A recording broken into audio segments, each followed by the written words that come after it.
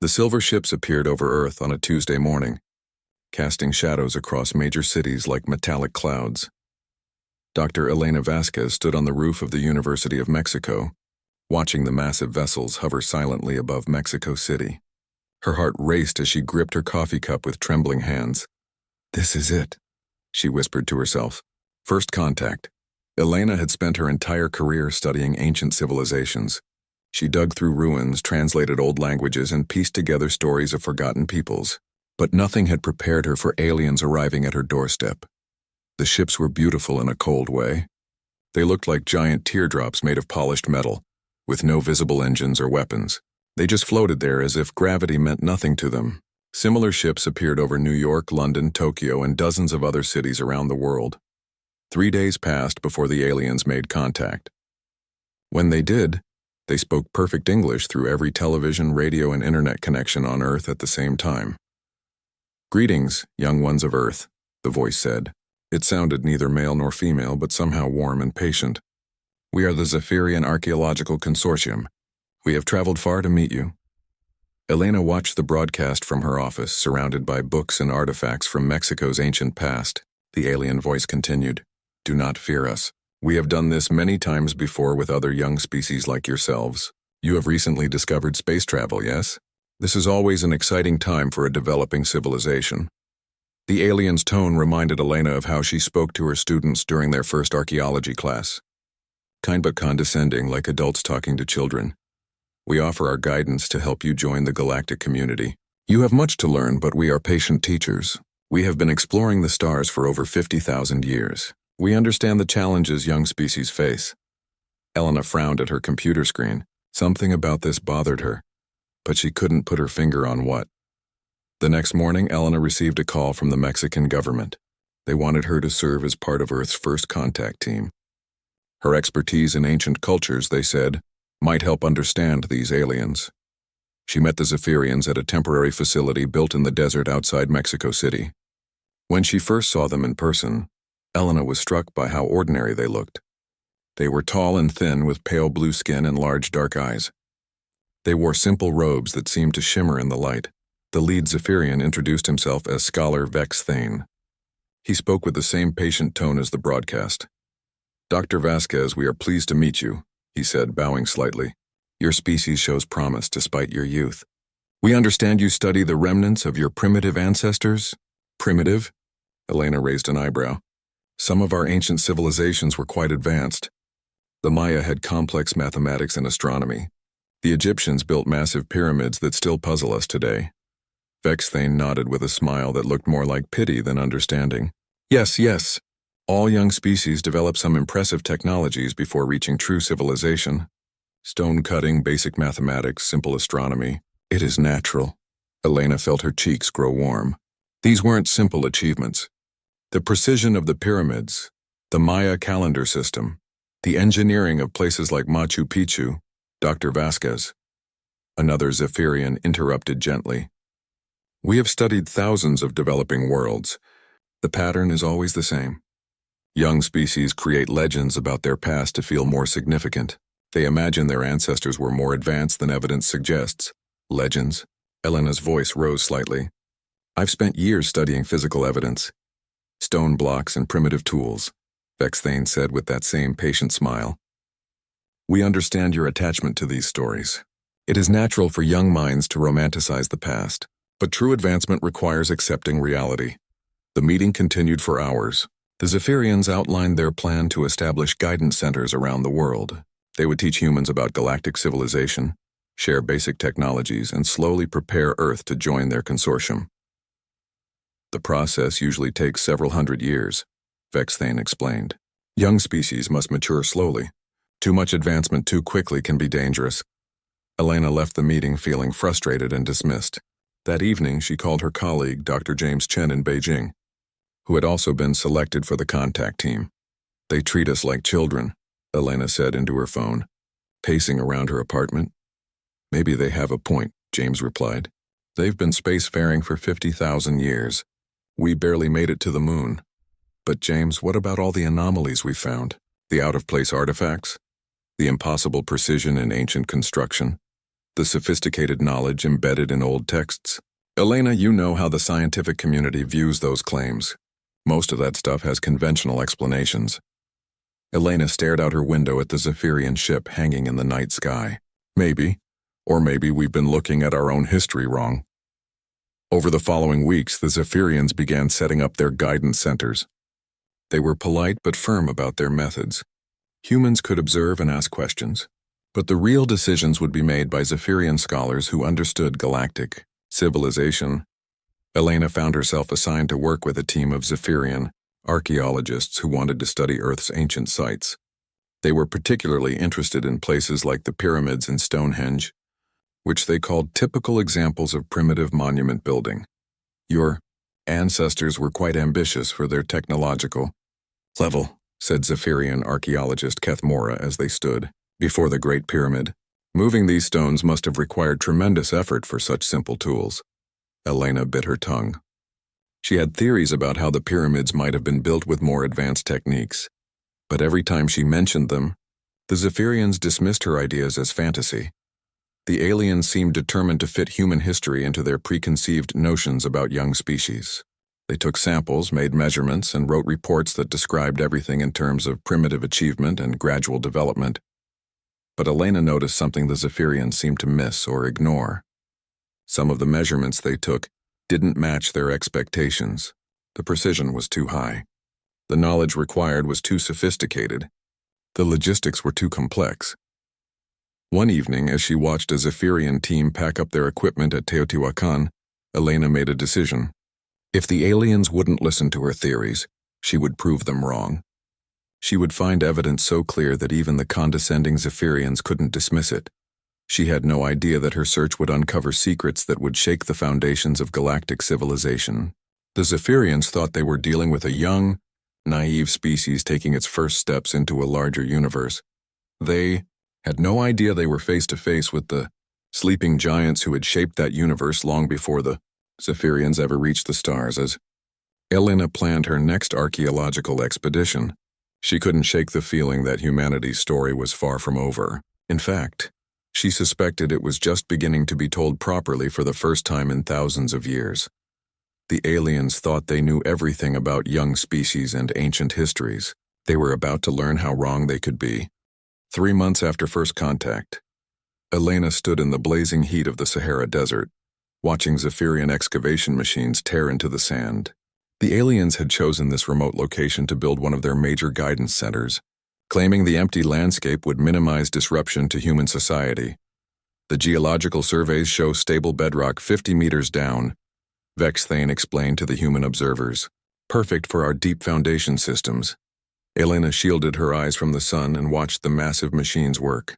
They looked like giant metal spiders with glowing blue energy beams that cut through sand and rock like butter. The Zephyrians operated them from climate-controlled observation pods, their pale blue skin protected from Earth's harsh environment. The first discovery happened on a Thursday afternoon. Elena was reviewing survey data when she heard shouting from the excavation site. She rushed over to find a group of Zephyrian workers standing around a perfectly circular hole in the desert floor. "What did you find?" Elena asked. Kethmora emerged from the hole carrying something wrapped in protective cloth. Her usually calm expression showed confusion and concern. "This was buried 47 meters down," she said, unwrapping the object carefully. "But that is impossible according to our geological dating," Elena gasped. In the alien's hands was a crystalline cube about the size of a baseball. It pulsed with soft inner light and felt warm to the touch. Strange symbols covered its surface, flowing like liquid but remaining perfectly readable. "What is it?" Elena whispered. "We are not sure," Vexthane admitted, his patient tone replaced by genuine puzzlement. "Our scanners indicate it is some kind of data storage device, but the technology is unlike anything in our databases." More cubes were found over the following days, buried at various depths throughout the excavation site. Each one contained different symbols, different patterns of light. The Zephyrians tried every scanning technique they knew, but the cubes remained mysterious. "Perhaps they are natural crystals with unusual properties," suggested one Zephyrian scientist. "Young planets sometimes produce strange minerals, but Elena didn't think these looked natural. The perfect geometric shapes, the flowing symbols, the warm glow. Everything suggested advanced technology. Technology that had been buried in the desert for thousands of years. The second major discovery came 2 weeks later in the Amazon rainforest. Elena had convinced the Zephyrians to let her guide them to some unusual sites she knew about from her previous research. Deep in the jungle, they found ruins that had been hidden under centuries of plant growth. Typical primitive stone structures, Vexthane announced after a quick scan, probably used for religious ceremonies. But when they began clearing the vegetation, they uncovered something unexpected. Beneath the stone surfaces were sheets of metal so thin they looked like silver paper, but so strong that Zephyrian tools couldn't cut them.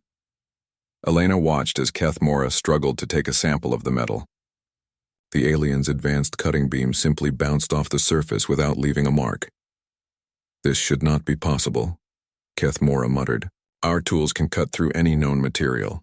"Maybe it's not a known material," Elena suggested quietly. The Zephyrians spent days trying to analyze the metal sheets. They discovered the material had properties that defied their understanding of physics. It conducted energy perfectly but never grew hot. It was completely flexible but impossible to tear. Most disturbing of all, it seemed to repair itself when damaged. "Your primitive ancestors could not have created this," Vexthane said to Elena, but his voice lacked its usual confidence. "There must be another explanation." Elena began keeping a private journal of all the anomalies they encountered. The list grew longer every day. In Egypt, they found chamber walls covered with symbols that perfectly matched some of the crystalline cubes from the Sahara. In Peru, they discovered stone blocks fitted together with precision that exceeded Zephyrian construction techniques. In Cambodia, they uncovered metal fragments identical to the Amazon sheets but thousands of miles away. The Zephyrians tried to explain each discovery individually. Maybe the crystals were natural formations with coincidental patterns. Maybe the metal was created by some unknown geological process. Maybe the stonework was achieved through tremendous human effort and primitive tools. But Elena saw the connections they refused to acknowledge. The symbols appeared at sites around the world. The advanced materials showed up in multiple locations. The sophisticated construction techniques were too similar to be coincidence. "Dr. Vasquez," Vexthane said during one of their evening briefings, "we understand your excitement about these discoveries, but you must not let imagination override scientific reasoning. Young species often want to believe their ancestors were more advanced than evidence supports." "What if the evidence does support it?" Elena asked. "What if we're finding proof that ancient humans had technology we don't understand?" The Zephyrian leader's expression showed the same patient pity she had grown to hate. "Dr. Vasquez, we have studied galactic history for 50,000 years. We know the patterns of technological development. What you are suggesting is impossible, but impossible discoveries kept appearing. In underwater ruins off the coast of Japan, they found power sources that still functioned after being submerged for millennia. In caves beneath the Himalayas, they discovered navigation equipment that showed detailed maps of star systems the Zephyrians had only recently explored. The alien archaeologists began arguing among themselves. Some insisted on finding conventional explanations for everything they found. Others started questioning their basic assumptions about human development. A few even suggested that maybe Earth's history was more complex than they had assumed. Elena noticed that the Zephyrians had stopped being so openly condescending. They still treated humans as junior partners in the excavations, but their certainty about human primitiveness was clearly shaken. One evening, as Elena reviewed photos of the day's discoveries, she realized something important. The artifacts they were finding weren't random. They formed a pattern like breadcrumbs leading toward something bigger. The crystal cubes contained star maps. The metal sheets showed energy distribution systems. The ancient construction techniques demonstrated engineering principles that could only be learned through advanced science. Someone had left these clues deliberately. Someone who wanted future generations to follow the trail and discover the truth. Elena stared at her laptop screen, looking at images of symbols that appeared at archaeological sites around the world. The same flowing script on crystals from Africa, metals from South America, and stones from Asia. A single language used by a single civilization that had somehow spanned the entire planet. "Who were you?" she whispered to the ancient symbols. "And why did you hide?" Outside her tent, she could hear Zephyrian scientists debating the day's findings in their own language. Their voices carried notes of confusion and growing concern. The young species they had come to guide was showing signs of a past they couldn't explain or understand. Elena closed her laptop and prepared for sleep, but her mind raced with possibilities. Tomorrow they would continue following the trail of impossible artifacts. Tomorrow they might find answers that would change everything. The galaxy thought it knew about humanity. The Zephyrians had come to Earth, expecting to find a simple story about a young species learning to use technology. Instead, they were uncovering mysteries that challenged their understanding of galactic history itself. Elena had a feeling the biggest discoveries were still waiting to be found. The call came at 3 a.m. Elena jerked awake in her hotel room in Mexico City to find Dr. Sarah Mitchell from the Antarctic Research Station on her phone, voice trembling with excitement. "Elena, you need to get down here immediately. We found something under the ice." "Something big?" Elena rubbed her eyes and checked the time. "Sarah, it's the middle of the night." "What did you find?" "I can't explain it over the phone. But the Zephyrians are already packing their equipment. They want to investigate this personally. Elena, I think this is connected to all those artifacts you've been finding." 6 hours later, Elena was on a plane to Antarctica with Vex Thane and a full team of Zephyrian researchers. The alien leader had lost all traces of his usual calm confidence. He stared out the aircraft window with an expression Elena had never seen before. Fear. "Dr. Vasquez," he said quietly, "the signals our deep scanners detected from this Antarctic site are unlike anything in our databases. The energy signatures suggest technology far more advanced than anything your species should possess." Elena looked at him carefully. "Should possess? What exactly do you mean by that?" Vex Thane hesitated before answering. "There are certain patterns to how civilizations develop, certain rules that govern technological advancement. What we are detecting appears to violate those rules." The Antarctic landscape stretched endlessly white around them as their transport vehicle crawled across the ice. Elena could see the research station ahead, surrounded by Zephyrian equipment that had arrived earlier. But what caught her attention was the massive excavation site beside the station. The Zephyrians had melted through nearly 2 miles of ice, creating a perfectly round shaft that disappeared into darkness below. Steam rose from the opening like breath from some sleeping giant. "How deep does it go?" Elena asked.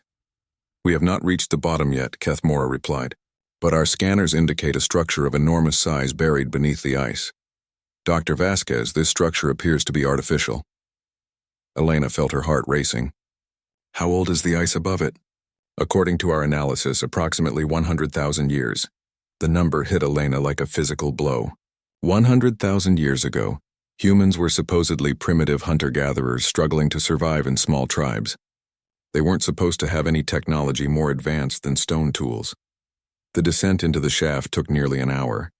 Elena and the research team rode in a Zephyrian transport pod that moved smoothly down the ice walls, past layers that represented thousands of years of accumulated snow and ice. The deeper they went, the more nervous the Zephyrians became. "Energy readings are increasing," one of the alien technicians reported. "Whatever is down there is still active." Elena pressed her face to the transport window, watching ice give way to smooth metal walls. The shaft opened into a vast underground chamber that seemed to stretch beyond the range of their lights. And there, rising from the chamber floor like a metal mountain, was a structure that took Elena's breath away. It looked like a massive pyramid, but made from the same mysterious metal they had found in the Amazon. Its surface was covered with flowing symbols that pulsed with soft light, creating patterns that seemed to move and change as they watched. The structure was enormous, easily as large as the Great Pyramid of Egypt, but built with technology that surpassed anything the Zephyrians had ever seen. "This is impossible," Vex Thane whispered. Elena climbed out of the transport pod on shaking legs. The air in the chamber was warm and breathable, despite being buried under miles of ice. Energy hummed through the floor beneath her feet, and the symbols on the pyramid walls cast dancing shadows across the chamber. "It's beautiful," she said softly. Kethmora approached the nearest wall with her scanning equipment. "Dr. Vasquez, these energy signatures are not random. This structure is functioning according to some kind of program. It is responding to our presence." As if triggered by the alien's words, a section of the pyramid wall began to glow more brightly. Symbols flowed across the surface like liquid light, forming new patterns that seemed almost welcoming. A doorway appeared where none had existed before, opening with a sound like singing wind. "Should we go inside?" Elena asked. The Zephyrians exchanged glances filled with uncertainty. These aliens who had confidently guided dozens of young species across the galaxy were facing something they couldn't understand or control. "We must," Vexthane finally said. "Our duty as archaeologists requires it." The interior of the structure was even more impressive than the outside. Vast halls stretched in all directions, their walls covered with flowing text and star charts. Holographic displays showed three-dimensional maps of the galaxy, marking thousands of star systems with symbols that indicated different types of information. Elena approached one of the displays and gasped. She recognized some of the star systems from her conversations with the Zephyrians. Systems they had claimed to have discovered themselves were marked on these ancient maps, with detailed notes about planetary conditions, native species, and resource availability. "Vexthane," she called softly, "you need to see this." The alien leader joined her at the display, his large dark eyes widening as he studied the holographic star chart. "This shows the Kepler 442 system. We only discovered that system 3,000 years ago." "According to this map," Elena said, pointing to the flowing symbols beside the system, "someone visited it over 90,000 years ago. And look at this. They documented the planet's climate, its water resources, even the early stages of evolution among its native life forms." More displays showed similar information about dozens of star systems throughout the galaxy. Planets the Zephyrians thought they had discovered first were already mapped and cataloged by whoever built this archive. The level of detail was staggering. Complete biological surveys, geological analyses, and cultural studies of species that had existed thousands of years before the Zephyrians achieved spaceflight. Who could have done this? Kethmora wondered aloud. Elena was studying another display that showed what looked like construction projects on various worlds. Massive structures being built, entire landscapes being modified, species being guided and protected through critical stages of development. "I think," Elena said slowly, "we're looking at evidence of a galactic civilization that existed long before anyone realized. A civilization that mapped the stars, visited thousands of worlds, and guided the development of younger species." She paused, looking around at the incredible technology surrounding them. "A human civilization?" The Zephyrians stared at her in stunned silence. The idea was so far outside their understanding of galactic history that they seemed unable to process it. "But that would mean," Vexthane began. "It would mean humanity isn't young at all," Elena finished. "It would mean we've been here before. We've done all this before. We've already mastered space travel, built galactic empires, and explored the universe." A new hologram activated as they spoke, showing a three-dimensional representation of the galaxy with thousands of connected points of light, trade routes, communication networks, and transportation systems spanning the entire galactic spiral. At the center of it all was a small blue planet that Elena recognized immediately. Earth had once been the heart of a galactic civilization so advanced that it made the Zephyrians look primitive by comparison. But where did they go? Kethmora asked in a shaking voice. If humans once controlled the galaxy, what happened to them? Elena looked around the vast archive, taking in displays that contained more knowledge than entire Zephyrian libraries. The answer had to be here somewhere, buried in the flowing symbols and holographic records. "I don't know," she said quietly, "but I think we're about to find out." The pyramid hummed with ancient power, its displays showing glimpses of humanity's forgotten golden age. And somewhere in its depths, Elena was certain, lay the secrets that would explain how the masters of the galaxy had chosen to become its forgotten children. Elena had been inside the pyramid for 6 days before she found the central archive. The structure was far larger than it appeared from outside, with chambers and corridors that seemed to extend deep into the Earth itself. Each room contained different types of information: star charts, biological databases, cultural records of dozens of alien species. But it was the central archive that held the answers everyone was looking for. The chamber was perfectly spherical, its walls covered with holographic displays that showed moving images instead of static information. Elena stood in the center with Vexthane and the other researchers, watching as the ancient recordings played around them like a three-dimensional movie. The first images showed humans who looked much like modern people, but surrounded by technology that seemed almost magical. They traveled between stars instantly, commanded energy with simple gestures, and built cities that floated in space like glowing jewels. How long ago was this? Elena whispered. Vexthane checked his instruments with trembling hands. According to the quantum dating methods, these records are approximately 120,000 years old. Elena watched the ancient humans in fascination. They weren't just advanced. They were graceful in their use of technology. Ships that responded to their thoughts, tools that anticipated their needs, buildings that grew and changed according to their desires. Everything worked in perfect harmony. The recordings showed humanity at the height of galactic civilization. Human explorers discovering new worlds, human scientists unlocking the secrets of physics, human teachers guiding younger species toward their own technological advancement. Elena recognized some of those younger species from her conversations with the Zephyrians. That constellation of worlds in the Centauri region, she pointed to one of the displays. The Zephyrians told me they helped those species achieve spaceflight 10,000 years ago. Vexthane studied the display with growing amazement. According to these records, humans guided those same species to spaceflight 90,000 years ago. We simply found them when they had already advanced and helped them develop further. The implications hit Elena like a thunderbolt. How many of the species you've helped were actually species that humans had already guided? Cathmora was examining other displays with increasing distress.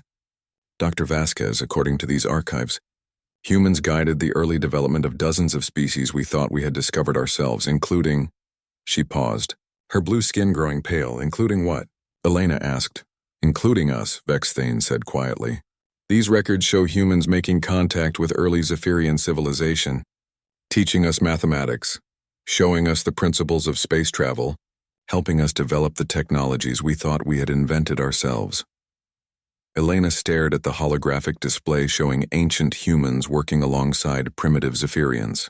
The humans looked patient and kind, sharing knowledge the same way teachers share lessons with eager students. So when you came to Earth, thinking you were helping a young species, Elena began, we were actually returning to visit our former teachers, Vexthane finished. Teachers who had somehow regressed to a primitive state. But the recordings weren't finished. The display shifted to show new images that made Elena's heart race with excitement and fear. These showed meetings of human leaders from across the galaxy, gathered in massive conference chambers to discuss something of crucial importance. The holographic humans spoke in an ancient dialect that the pyramid's translation systems converted into modern English. Elena listened in growing amazement as the voices of humanity's past explained their greatest decision. We have achieved everything a species can achieve, one of the leaders said. We control the galaxy. We understand the deepest secrets of reality. We can shape matter and energy according to our will. But in gaining all this power, we have lost something precious, another voice agreed. Our children are born into a world where everything is provided for them. They never struggle, never grow, never discover the joy of achievement. We have created a galaxy of comfort, but also a galaxy without meaning. Elena found herself holding her breath as she listened to the ancient debate. We have watched species we have guided grow dependent on our help, a third voice added. They become like children who never learn to walk because someone always carries them. This is not true kindness, it is a form of harm. The recordings showed charts and data that Elena struggled to understand. Studies of galactic psychology, analyses of species development, theories about growth through challenge versus growth through assistance. We have concluded, the first leader announced, that our presence at the center of galactic civilization is preventing other species from reaching their full potential. We are like parents who never allow their children to leave home. Our good intentions have created a galaxy of dependence. Elena watched as the human leaders outlined their plan, something they called the Great Regression. Humanity would deliberately abandon their advanced technology and scatter themselves across hidden worlds throughout the galaxy. They would erase most traces of their empire and allow other species to develop naturally, without the overwhelming presence of a dominant galactic power. But we will not abandon them completely, another leader explained. We will become gardeners instead of rulers. We will guide subtly instead of leading directly. We will plant seeds of knowledge and allow others to discover truth for themselves. Vexthane was staring at the displays with an expression of complete shock. They gave up galactic civilization voluntarily. They chose to become primitive again, Elena nodded slowly as she began to understand. They didn't become primitive. They became hidden. Look at these final recordings. The last images showed the systematic dismantling of humanity's galactic empire. Advanced technologies were buried or hidden away. Populations were relocated to worlds that could be sealed off from galactic civilization. Record systems were encrypted and stored in places like this Antarctic archive. But most importantly, the recordings showed humans taking on new roles throughout the galaxy. They became advisors, teachers, and guides for other species, but they did so in disguise, pretending to be members of those species or operating from the shadows. We will become the universe's conscience, the final recording announced. We will ensure that other species have the freedom to grow, to struggle, to achieve their own greatness. And if they ever truly need us, if the galaxy faces dangers it cannot handle alone, the archives will be found and humanity will remember who we once were. Elena looked around the spherical chamber, understanding finally dawning on her. This isn't just a historical archive. It's an awakening system. It was designed to be found when the time was right. Kethmora's voice was barely audible. The time for what? Elena studied the final displays, which showed projections and possibilities for humanity's eventual return to galactic prominence.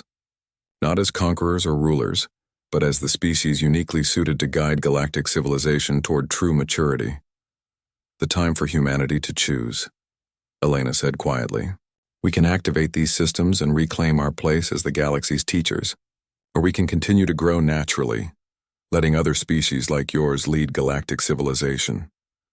She paused, looking at the faces of the Zephyrians around her. These proud aliens who had thought themselves the galaxy's eldest children were learning they had always been students in a classroom designed by humanity's greatest minds. But first, Elena continued, we need to decide what we've learned from watching you rule the galaxy for 50,000 years. Have you done better than we did? Have you avoided the mistakes that made us choose regression? The questions hung in the air of the ancient archive, surrounded by the technological marvels of humanity's forgotten golden age. The answers would determine not just Earth's future, but the future of galactic civilization itself. The news traveled across the galaxy faster than anyone had expected. Within 2 weeks of the Antarctic discovery, every major civilization knew the truth about humanity's ancient heritage. The response was immediate and divided. Elena stood in the United Nations building in New York, watching news feeds from dozens of worlds on the massive displays. Alien species that had considered humans primitive children were now demanding everything from worship to revenge. The Altarian Empire wants Earth to immediately reclaim leadership of their sector, reported Secretary General Maria Santos. They say they've been waiting for their true teachers to return. The Rigel Coalition is demanding reparations, added Ambassador Chen. They claim humanity manipulated their development and owes them compensation for thousands of years of deception. Elena rubbed her tired eyes. She hadn't slept properly since leaving Antarctica. The weight of humanity's ancient legacy pressed down on her shoulders like a physical burden. And the Zephyrians? She asked. Vexthane spoke from his position near the window. The alien leader looked as exhausted as Elena felt. My people are confused. Half of the consortium wants to immediately transfer all authority to human leadership. The other half believes we should continue ruling because humans clearly abandoned their responsibilities. Elena walked to the window and stared out at the Zephyrian ships still hovering over major cities. But now she knew the truth. Those ships were built using principles that ancient humans had taught the Zephyrians' ancestors. The proud alien civilization was essentially flying in vessels based on humanity's forgotten homework assignments. What do you think we should do? She asked Vexthane directly. The alien was quiet for a long moment. Dr. Vasquez, I have spent my entire career believing that the Zephyrian Consortium represented the pinnacle of galactic civilization. We were the teachers, the guides, the wise elders who helped younger species grow. He paused, looking out at his own ships with an expression Elena couldn't read. Now I discover that we were always the students, that everything we thought we had achieved was built on foundations laid by your ancestors, that our discoveries were often just rediscovering knowledge humans had hidden away. Elena heard pain in his voice. That doesn't make your achievements less real, Vexthane. Your people have done incredible things with the knowledge they had. Have we? He asked. Or have we simply created the same problems your ancestors tried to solve? Dr. Vasquez, in 50,000 years of Zephyrian leadership, how many species have we guided to full independence? How many have we truly helped become our equals? Elena considered the question. From what she had learned about the Zephyrian Consortium, they maintained control over most of the species they had helped develop. Guidance became permanent supervision. Teaching became endless dependence. We made the same mistakes, Vexthane continued. We created a galaxy where species looked to us for answers instead of finding their own solutions. We became the overprotective parents your ancestors refused to be. The conversation was interrupted by an urgent communication from Dr. Mitchell in Antarctica. Her voice crackled through the speakers with barely contained excitement.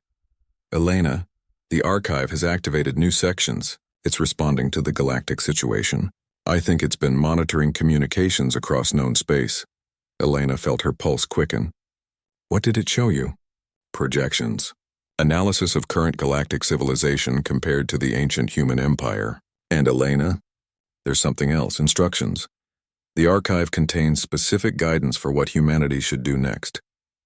Within hours, Elena was back in Antarctica with a full delegation of human leaders and Zephyrian officials. The archive's central chamber had transformed itself, displaying new information that seemed to respond to the current crisis. The ancient recordings now showed detailed analyses of every major galactic civilization. The archive had been quietly monitoring space communications for thousands of years, studying how different species had developed under Zephyrian guidance. The conclusions were sobering.